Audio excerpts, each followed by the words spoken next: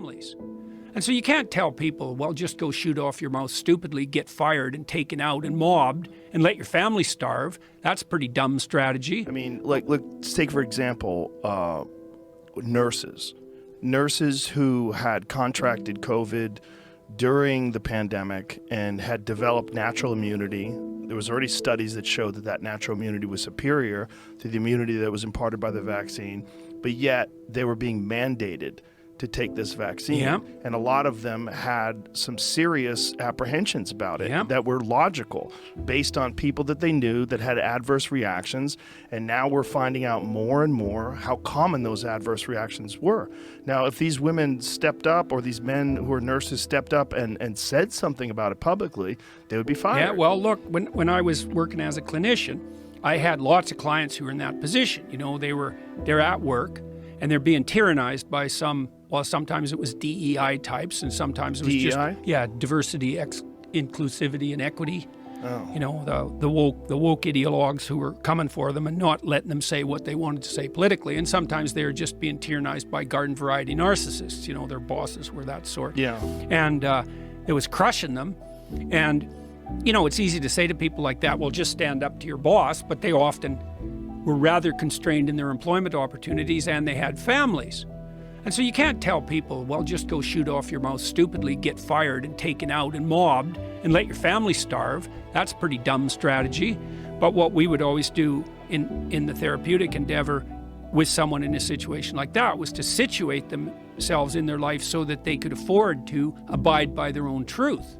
And so that might mean if you're in a job, let's say, where you don't have freedom of expression, you know, you get your resume or your CV polished up so that if necessary, you could make a lateral move relatively quickly. Maybe you send out some job applications just to test the market. And if you're not marketable, maybe you pop up your skills. And then maybe if you're in a position where you're vulnerable because someone else has got control over your tongue, maybe you work real hard to put some other ground under your feet so that you can't be taken out so easily.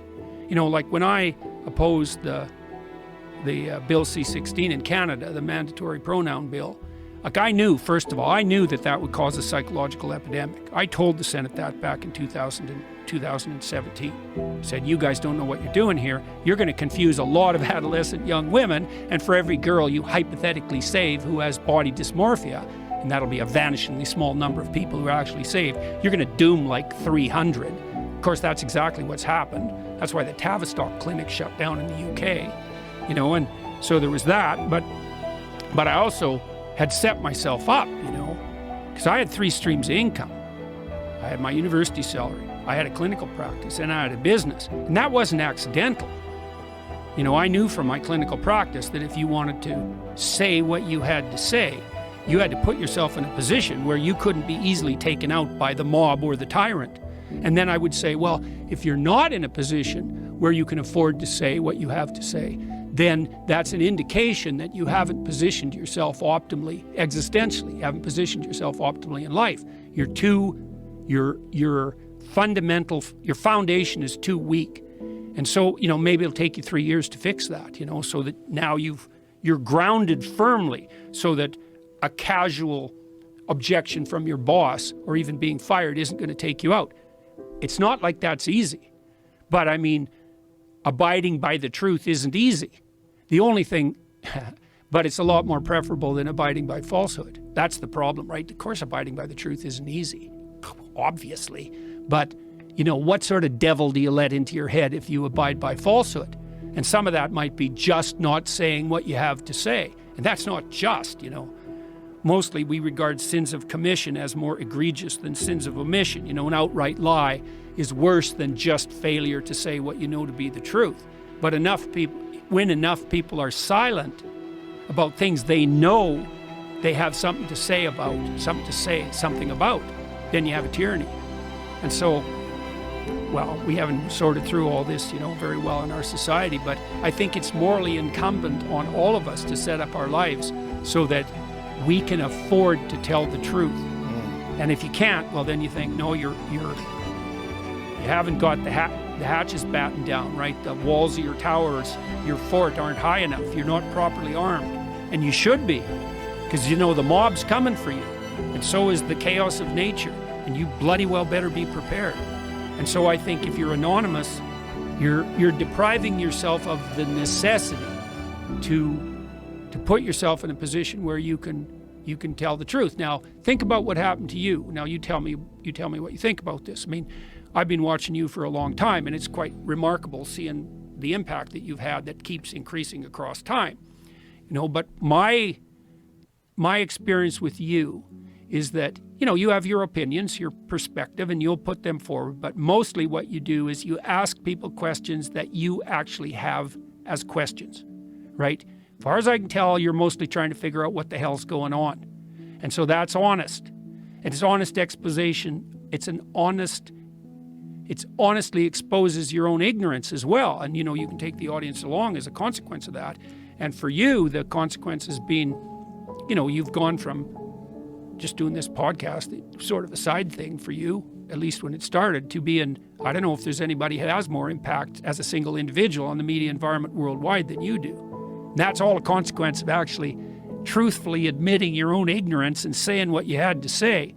And I know you were set up to do that because you had multiple streams of income, and you couldn't easily be taken out. You'd already accomplished things in a multitude of spheres. But think of the consequence of that. You think, well, would that happen to anybody who did everything they could to ask stupid questions and tell the truth?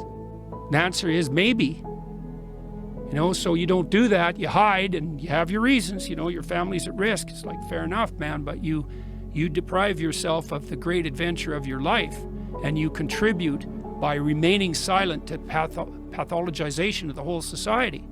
So, well, that doesn't seem like a very good route to me. You're making sense. But it's a very, very complex situation for someone who has put all their eggs in one basket, like particularly someone who's a nurse who has to work long hours, doesn't have another stream of income, and isn't really making enough money to have a nest egg saved away. Yeah, you bet. Yeah, maybe a single mother. And right. Yeah, absolutely. Well, there's a woman in Canada right now, a nurse whose name, unfortunately, I forget, who's being hauled over the coals by her college for, making the radical claim that there are only two sexes. And so I know, and part of the reason I'm pursuing this action with regard to the Ontario College of Psychologists, well, there's two reasons, really. Three. One is, leave me the hell alone, guys. You've been on my case nonstop for 7 years. Not once before that, in 20 years of practice. There's no complaints ever levied against me. It wasn't until I started to become, relatively well-known publicly that the college came after me. And 7 years of that gets to be a bit much, especially now that there's 13 lawsuits compiled up, and all of them are for political opinions, and half of them have been put forward on false grounds. But even that's not enough for me to engage in the battle. The reason I'm engaging in the battle is, well, first of all, you want me to do social media retraining so I communicate better according to your experts? It's like, experts by what criteria exactly? What's a social media communication expert? You got any documentation that even exists as a field? And how do you know that if you have that social media expert train me, that I'm going to be a better therapist? There's no body of data that suggests that in the least. So I'm not going down that route. We should explain that, because so I've already been sentenced, right? Yes. So this isn't a threat by the college. This is what the situation already is.